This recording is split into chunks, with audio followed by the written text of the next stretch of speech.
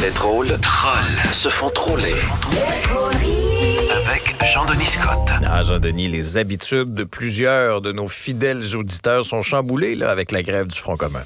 Exactement. 420 000 travailleurs du Front commun qui sont en débrayage ce matin. Alors, avec ces 420 000 travailleurs-là qui vont faire cette grève, on peut dire qu'ils vont faire comme plusieurs des élus qui décident de leur sort, c'est-à-dire ne pas travailler. Donc, ça va être ça ce matin. Oh, attention, on me dit que le ministre de l'Éducation, Bernard Drinville, veut réagir à ma blague. On y va. Tu compares vraiment la job d'enseignante à la job de député, là? Tu es en train de me dire que ça se compare? Non, C'est un faux pas de ma part, désolé, M. Drinville. J'ai fait preuve d'un grand manque de sensibilité envers la classe politique. Alors, je le disais tantôt, il y a aussi grève en enseignement supérieur, la grève qui va toucher l'ensemble des cégeps publics de la province jusqu'à midi.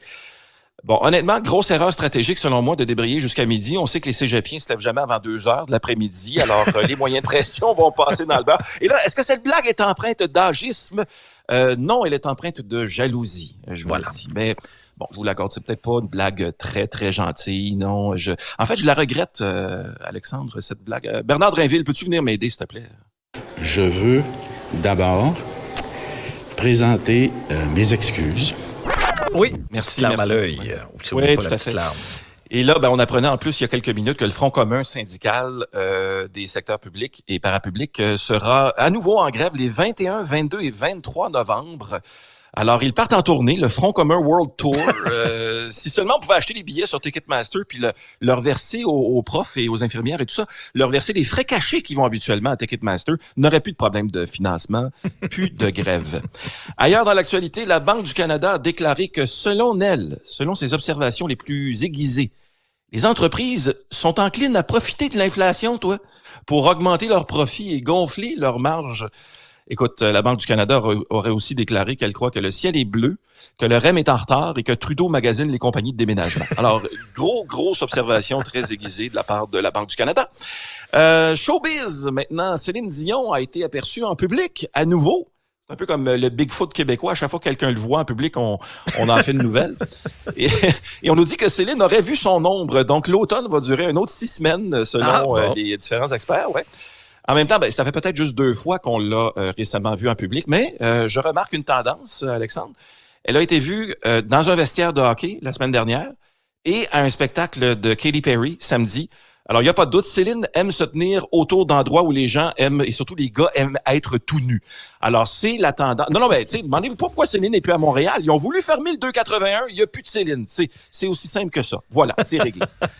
Là, faut parler même musique. La Banque du Canada aurait compris ça. Non, la Banque du Canada, elle-même, ses observateurs grassement payés, auraient compris.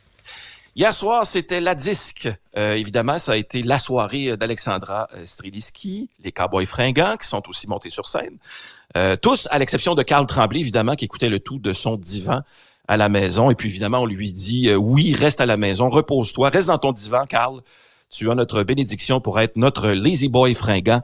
Grosse semaine, finalement, pour la musique. Pour 2 raisons, en fait, je devrais dire. D'abord, il y a quelques jours, les Beatles ont mixé musique et intelligence artificielle. Ce week-end, Louis-José Hood a mixé musique et intelligence naturelle.